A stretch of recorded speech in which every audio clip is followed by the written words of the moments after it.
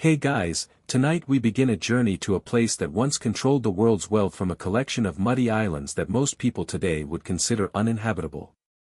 Picture this. What if I told you that a city built on over 100 tiny islands connected only by wooden bridges once held more power than the British Empire at its peak? What if I told you that this floating city controlled 90% of all trade between East and West for nearly 1,000 years? And what if I told you that the same tourists who flock there today for selfies and gondola rides are walking through the remains of what historians call the most successful commercial empire in human history? Welcome to the real Venice. Not the Venice of romance novels and Instagram photos, but the Venice that made medieval kings tremble with fear. Now, before we dive into this incredible story together, I'd love it if you could hit that subscribe button and give this video a like, but only if you genuinely enjoy what we're exploring tonight. I'm curious, too. Where are you listening from right now? Are you tucked into bed in California? Maybe taking a late-night walk in New York, or perhaps it's already morning where you are. Drop a comment and let me know. I love connecting with fellow history lovers from around the world. And here's a little tip for tonight's journey. Dim those lights, maybe turn on a fan for some gentle background sound, and let your mind wander back in time with me. We're about to discover how a group of desperate refugees created something the world had never seen before. So, let's settle in, close our eyes, and travel back to a time when Venice wasn't just a city. It was the beating heart of the civilized world. Now, I want you to imagine New York City for a moment. Think about Wall Street. The towering skyscrapers, the endless stream of yellow cabs, the millions of people rushing through Times Square every day.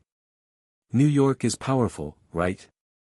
It's the financial capital of the world. A city that never sleeps. A place where dreams are made and fortunes are built overnight. But here's what might blow your mind. Medieval Venice made New York look like a small-town garage sale. When Venice was at its peak in the 15th century, it controlled more wealth per capita than any city has ever achieved, including modern-day New York, London, or Tokyo. According to economic historian Carlos Cipolla and his groundbreaking work, before the Industrial Revolution, Venice's per capita income in 1500 was equivalent to about $45,000 in today's money. That's medieval money, folks. No electricity, no internet, no Amazon Prime, just pure raw medieval capitalism. But here's the thing that really gets me. Venice wasn't supposed to exist at all. The story begins in the year 452 AD. And trust me, it reads like something straight out of a disaster movie. Picture the most terrifying scene you can imagine. Entire cities burning on the horizon. The thunder of thousands of horses' hooves getting closer by the hour. And families grabbing whatever they could carry as they fled for their lives. The villain in our story, a man whose very name still sends chills down historian spines. Attila the Hun. Now, you might know Ayla from history class as that guy who gave the Romans a really bad time. But let me paint you a more vivid picture. Attila wasn't just any barbarian leader. He was what the Romans called the scourge of God. His army was a tsunami of destruction that swept across Europe like nothing the world had ever seen. According to the Roman historian Priscus, who actually met Ayla face to face, this wasn't just warfare. It was systematic annihilation. Cities that had stood for centuries simply vanished. Aqua, once one of the wealthiest cities in the Roman Empire, was so thoroughly destroyed by Ayla's forces that, as the historian Jordanes wrote, scarce a trace of it afterward appeared. We're talking about a city that was home to over 100,000 people, roughly the size of modern-day Green Bay, Wisconsin, completely wiped off the map. So, imagine you're a Roman citizen living in what's now northern Italy. You wake up one morning and the entire horizon is black with smoke. Your neighbors are loading whatever they can onto carts and everyone is saying the same thing. The Huns are coming. The Huns are coming. What do you do? Where do you run when the most feared army in the world is breathing down your neck? This is where our story gets really interesting because the answer was absolutely insane. These desperate refugees, thousands and thousands of families decided to run into a place that every sane person considered a death trap, the Venetian lagoon. We're talking about a maze of marshy islands, tidal flats, and muddy channels that even experienced fishermen avoided during storms. It was a place where you could easily get lost and die of exposure, where the tides could change your safe path into a watery grave in a matter of hours. But here's what I find absolutely fascinating. According to the Chronicle of John the Deacon written around a TH000 AD, these weren't just random desperate people. Many of these refugees were wealthy Roman citizens, successful merchants, skilled craftsmen, and even minor nobility. These were people who had comfortable lives, beautiful homes, and established businesses. And they gave it all up to live in a swamp. Can you imagine that decision? It's like if everyone in Manhattan suddenly decided to abandon their penthouses and move to the Florida Everglades because they heard the zombie apocalypse was coming.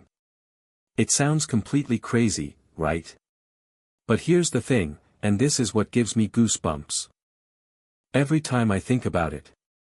It worked. Those muddy, seemingly worthless islands that everyone else saw as uninhabitable wasteland. These refugees looked at them and saw something completely different. They saw natural fortresses. They saw a place where cavalry, the medieval equivalent of tanks, was completely useless. They saw a maze that only they would know how to navigate. According to archaeological evidence studied by Professor Stefano Gaspari of the University of Venice, the first permanent settlements in the lagoon began appearing around 453 AD, just 1 year after its invasion. But these weren't desperate makeshift camps. Oh no, these early Venetians were already thinking like the brilliant strategic minds they would become famous for. They chose their islands carefully. Rialto, which would later become the commercial heart of Venice, was selected because it was one of the highest points in the lagoon, safe from all but the most extreme tides. Torcello was chosen because it had access to fresh water and fertile soil for growing food. Each settlement was positioned for both defense and trade. But here's where the story gets really mind-blowing. Within just 50 years, these refugees had created something that had never existed in human history before. They had built a civilization on water. Now, I know what you might be thinking. Come on, lots of civilizations have built on water. What about the Netherlands? What about the floating gardens of the Aztecs? And you're right, but Venice was different. Venice wasn't just adapting to water. Venice was using water as a weapon. Let me explain what I mean. The early Venetians developed something that military historians call amphibious asymmetric warfare. Sounds fancy, right? Basically, it meant they could attack anyone anywhere along the coast, but nobody could attack them. Their enemies had to have ships to reach them, but once they got into the lagoon, they were sitting ducks.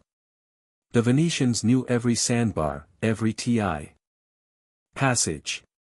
It was like playing a video game where only you know the cheat codes.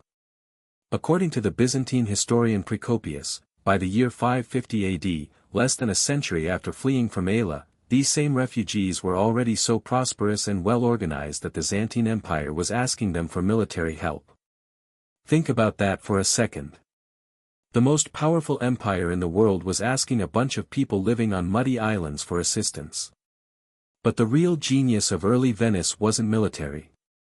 It was economic. And this is where our refugees transformed from survivors into something much more dangerous. Entrepreneurs. You see, while the rest of Europe was busy fighting over land, who controlled which fields, which forests, which mountains, the Venetians had a completely different idea. They realized that in a world where communication was slow and transportation was dangerous, information was the most valuable commodity of all. And they were sitting right in the middle of the best information highway in the world, the Mediterranean Sea. Ships from Constantinople brought news of politics in the east. Traders from North Africa carried information about gold and ivory markets. Merchants from Alexandria gossiped about spice prices and silk supplies. All of these people had to pass through or near Venetian waters. And the Venetians made sure they were the most welcoming, most helpful, most informed hosts these traders had ever encountered. But here's the brilliant part, and this is something that would make any modern Wall Street trader jealous. The Venetians never just provided services. They collected information. Every conversation, every rumor, every piece of gossip about markets, politics, and opportunities was carefully catalogued and analyzed.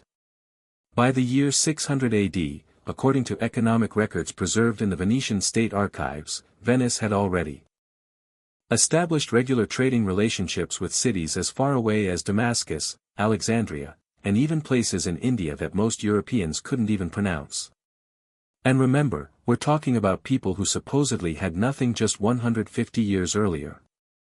This is what I love about the Venetian story. It's the ultimate immigrant success story. It's about people who lost everything, who were forced to start over in the most unlikely place imaginable, and who not only survived, but thrived beyond anyone's wildest dreams. But what really sets Venice apart is that they didn't just get rich and call it a day. Oh, no. These former refugees had bigger plans. Much bigger plans. By the 7th century, the Venetians had begun to think of themselves not as refugees from the Roman Empire, but as the rightful inheritors of Roman greatness. They looked around at the chaos and warfare consuming the rest of Europe and said essentially, we can do better. And that's exactly what they set out to prove. They began developing something that wouldn't be seen again until the founding of America over 1,000 years later. A republic based on commercial success rather than military conquest. A place where your success depended on how smart you were, how hard you worked, and how well you could make deals. Not on who your father was or how many people you could kill in battle. It was revolutionary. Literally. Now, as I'm telling you this story, I want you to think about something. How often have you heard about a group of people who lost everything?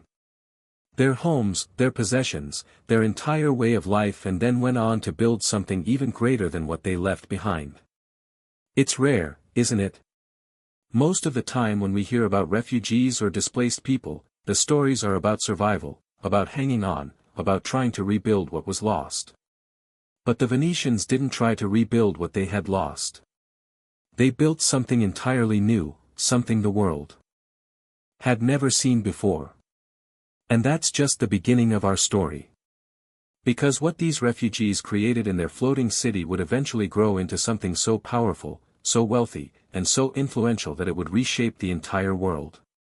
But I'm getting ahead of myself. We still need to talk about how they actually built a city on water. And trust me, the engineering behind it will absolutely blow your mind.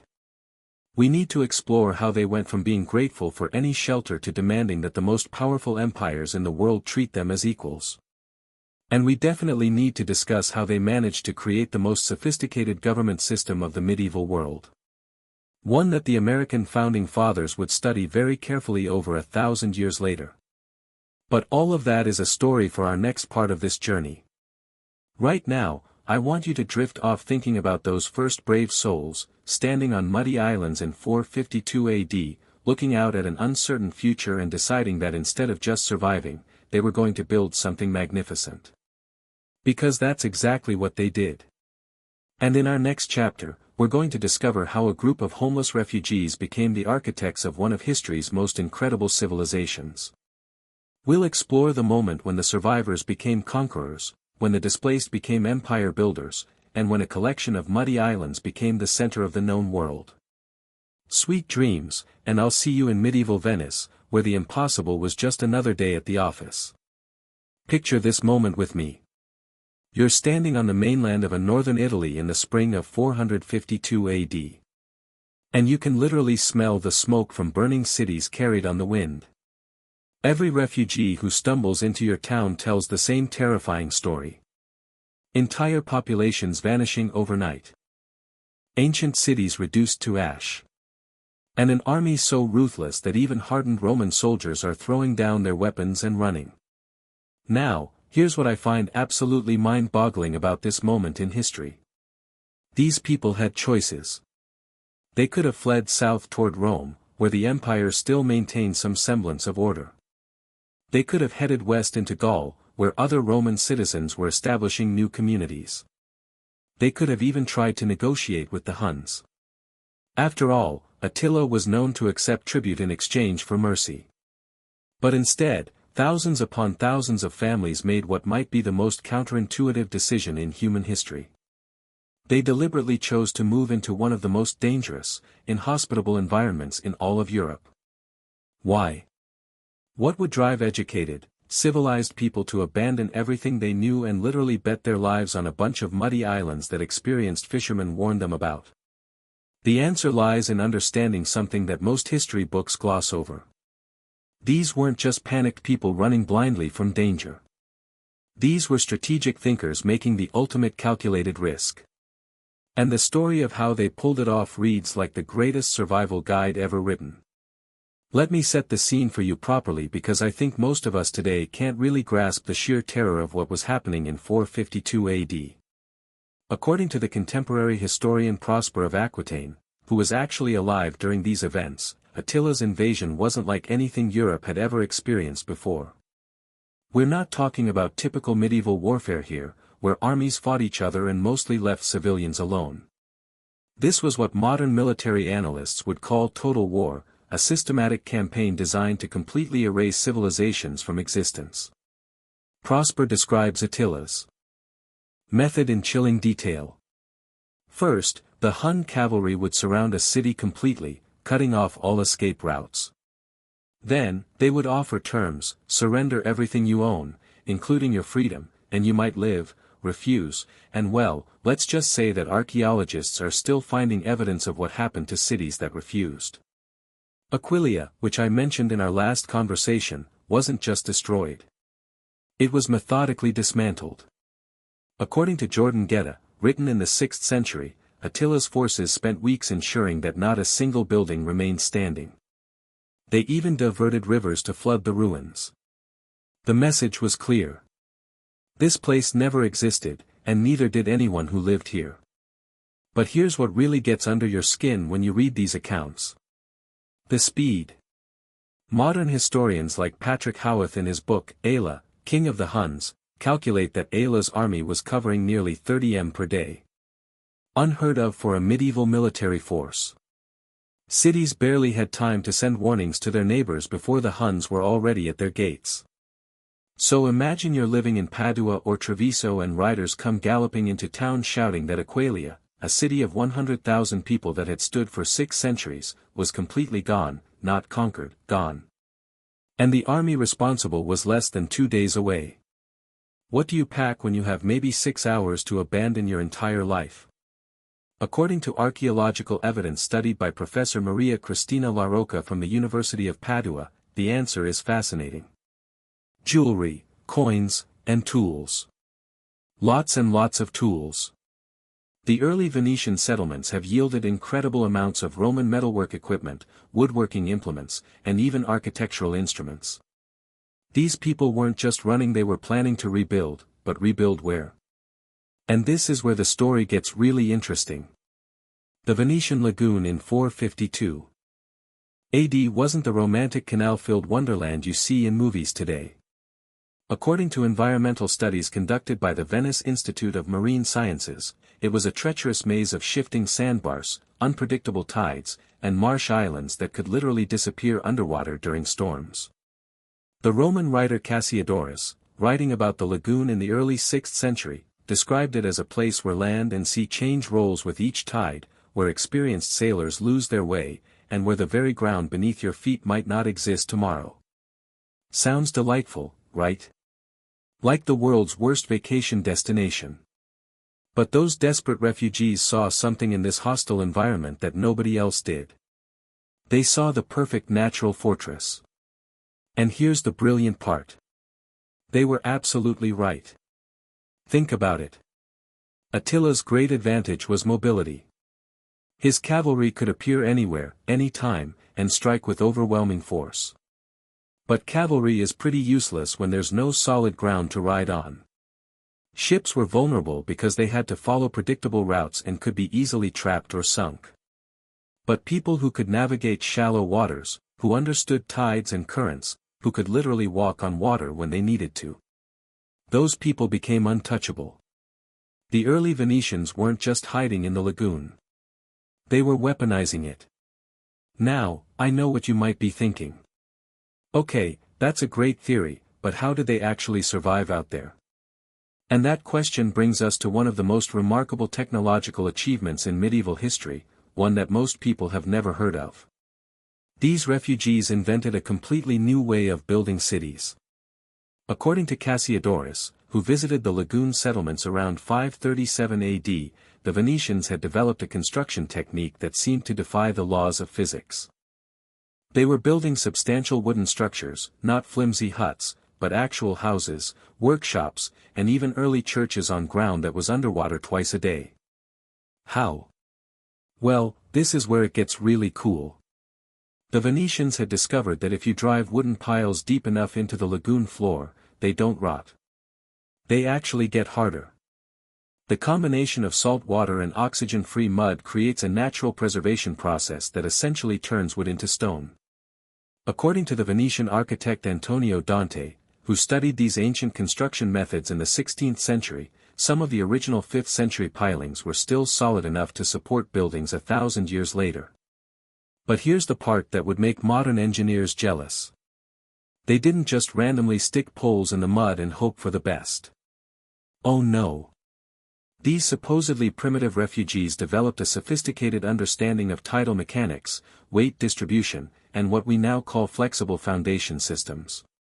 Dr. Daria Camuo, who has spent decades studying early Venetian construction techniques for the Italian National Research Council, found evidence that these 5th century builders were actually using principles that wouldn't be officially discovered by European engineers until the Renaissance.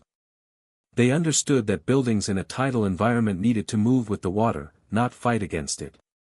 It's like they invented earthquake-proof architecture 1/500 years before San Francisco needed it. And the results were spectacular.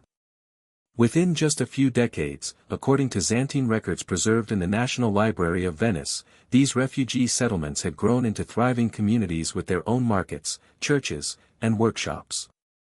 They weren't just surviving, they were prospering. But here's what I find absolutely fascinating. They didn't try to recreate what they had lost on the mainland. Instead, they adapted their entire way of life to their new environment. And in doing so, they accidentally created something revolutionary. For example, since traditional farming was impossible on the islands, they had to import all their food. But that forced them to become traders almost immediately. Since land transportation was impossible, everything had to move by water, which made them expert sailors and shipbuilders almost by necessity. Since their communities were scattered across multiple islands, they had to develop new forms of communication and cooperation, which eventually evolved into their famous republican government. In other words, every limitation of their environment became a competitive advantage. It reminds me a lot of what happened after Hurricane Katrina hit New Orleans in 2005. Do you remember that? The city was devastated. Thousands of people lost everything. And many experts said it should just be abandoned. But the people who stayed didn't just rebuild, they rebuilt better. They used the disaster as an opportunity to fix problems that had existed for generations, to innovate, to create something new. That's exactly what the early Venetians did. Except they had to figure it out without FEMA, without modern technology, and while still worrying that Attila might show up at any moment. Speaking of which, I'm curious. Have you ever been in a situation where you had to completely start over? Maybe you moved to a new city where you didn't know anyone or changed careers completely or had to rebuild after some kind of personal disaster. If so, you probably understand something about what those early Venetians felt. That weird combination of terror and excitement. That sense that you're either going to fail spectacularly or discover something amazing about yourself. Drop a comment and let me know. I'd love to hear your stories about starting over because that's really what this is all about. The Venetians didn't just survive their catastrophe. They used it as the foundation for something extraordinary. And the more I study their story, the more I realize that their secret wasn't superior technology or military might or even luck. Their secret was adaptability. While the rest of Europe was trying to preserve the old Roman ways of doing things, the Venetians were busy inventing entirely new ways of living. While others were fighting to control traditional sources of wealth, land, crops, livestock, the Venetians were figuring out how to create wealth from nothing but location and ingenuity. And it worked. By 568 AD, less than 120 years after fleeing from Attila, these same refugees had become so successful that the Lombards, who had conquered most of northern Italy, specifically exempted the Venetian territories from their invasion. According to Paul the Deacon's History of the Lombards, the Lombard king alone declared that attacking the lagoon settlements would be like trying to catch fish with your bare hands. Possible in theory, but hardly worth the effort. Think about that for a moment. In just over a century, the Venetians had gone from being homeless refugees to being so formidable that conquering armies decided they weren't worth the trouble. But what really makes this story incredible isn't just that they survived or even that they prospered. It's that they managed to create a completely new model for how human societies could work. They proved that you didn't need vast farmlands or mineral wealth or ancient bloodlines to build a great civilization. All you needed was strategic thinking, hard work, and the courage to try something that had never been done before. And that brings us to the next chapter of our story. Because those clever refugees were about to do something even more audacious than building a floating city. They were about to invent a form of government so sophisticated, so balanced, and so effective that it would influence political thinkers for centuries to come, including the men who wrote the American Constitution. But that's a tale of political genius, power struggles, and the most complex election system ever devised. And I promise you, once you understand how the Venetians solved the problem of democratic governance in the medieval world, you'll never look at modern politics the same way again. What if I told you that 800 years before the American founding fathers ever picked up a quill to write the Constitution, a group of medieval merchants had already solved every single problem that would later plague modern democracies? What if I told you they created an election system so sophisticated that it makes our electoral college look like a high school student council vote? And what if I told you that this government was so effective, so perfectly balanced that it lasted over 1,000 years, making it one of the longest-running republics in human history? Welcome to the political miracle of medieval Venice, where former refugees didn't just build houses on water, they built the most advanced democracy the world wouldn't see again for centuries. Here's the thing that absolutely blows my mind.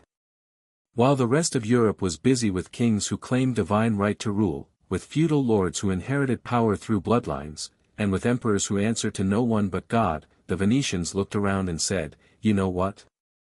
We think we can do this better."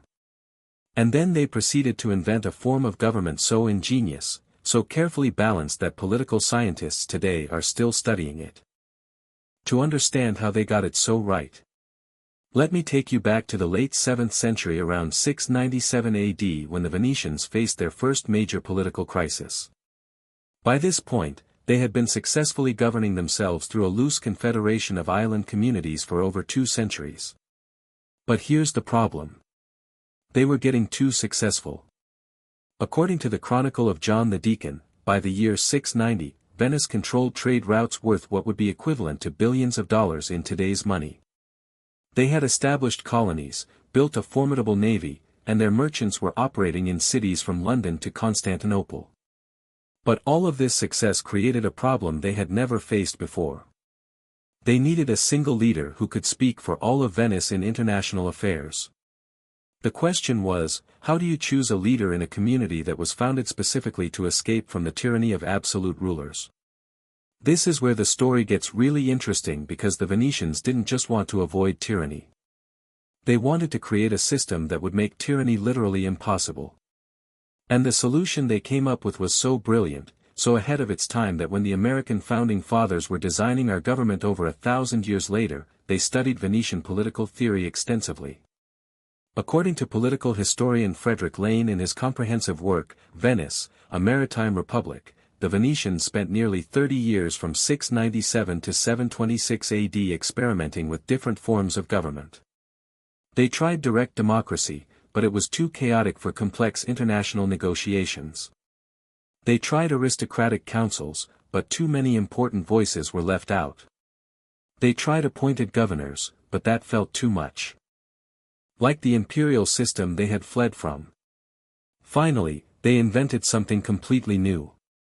A constitutional republic with a head of state who had enormous ceremonial power, but was so thoroughly checked and balanced that he couldn't make any important decisions without broad consensus. They called this position the Doge, from the Latin dux, meaning leader. And the way they elected him was absolutely mind-boggling. Are you ready for this? Because the Venetian election process makes our presidential campaigns look simple by comparison. First, the Great Council, which by the 13th century included over 1/200 members, would be randomly reduced to 30 electors through a lottery system. Those 30 would then debate and choose 9 electors. Those 9 would choose 40 electors. Those 40 would be reduced to 12 by lottery. Those 12 would choose 25 electors. Those 25 would be reduced to 9 by lottery. Those 9 would choose 45 electors. And finally, those 45 would elect the Doge. I'm not making this up. According to the detailed records preserved in the Venetian state archives, this was the actual process, and it was designed to be so random and so complex that it would be virtually impossible to manipulate or corrupt. Think about the genius of this system. No single person or faction could control enough steps in the process to guarantee their candidate would win. The combination of random selection and deliberate choice meant that the final result represented genuine consensus rather than political manipulation. It's like if we elected our president by having the Electoral College selected through a series of random drawings and deliberative councils with multiple rounds of both chance and choice built in. Actually, that's not a bad idea. Maybe we should give the Venetians a call. But the Doge election was just the beginning. Once in office, the Doge faced a system of checks and balances that would make James Madison weep with joy. The Doge could not make any major decisions without the approval of his 6 councillors who were elected separately. He could not leave Venice without permission from the Senate. He could not meet with foreign ambassadors alone. There always had to be witnesses from the government. He could not even open his own mail. All correspondence had to be read first by government officials to make sure he wasn't secretly negotiating with foreign powers. According to constitutional historian William Bousma, writing in Venice and the Defense of Republican Liberty, the Venetians had essentially created a presidency with all the dignity and none of the dangerous power. The Doge was the face of Venice to the world, but the actual governing was done by a complex network of councils, committees, and elected bodies. And here's the really clever part.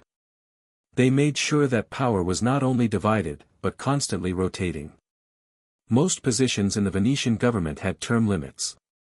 Many offices couldn't be held by members of the same family in consecutive terms. Some positions were chosen by lottery to ensure that wealth and connections couldn't dominate the system completely. The result, according to records analyzed by historian Donald Queller in the Venetian Patricet Venice, went over 400 years from 1310 to 1718 without a single coup attempt, palace revolution, or violent change of government. 400 years. That's longer than the United States has existed as a nation. But wait, it gets even more impressive. The Venetians didn't just create a stable government. They created a responsive government. They invented what we now call separation of powers centuries before Montesquieu wrote about it. The Great Council handled legislation and major policy decisions. The Senate managed foreign policy and trade regulations. The Council of Ten. Now here's where it gets really interesting. The Council of Ten was essentially a state security apparatus, but one that was elected and accountable to the other branches of government. Think about that for a moment. The Venetians created an intelligence service that was both effective and democratic. According to historian David Chambers in his study, The Imperial Age of Venice, the Council of Ten successfully protected Venice from foreign espionage, internal conspiracies, and political corruption for over 500 years, and they did it all while remaining answerable to elected officials. When was the last time you heard about an intelligence agency that was both competent and democratically accountable? I'm asking for a friend. Okay, I'm asking for America.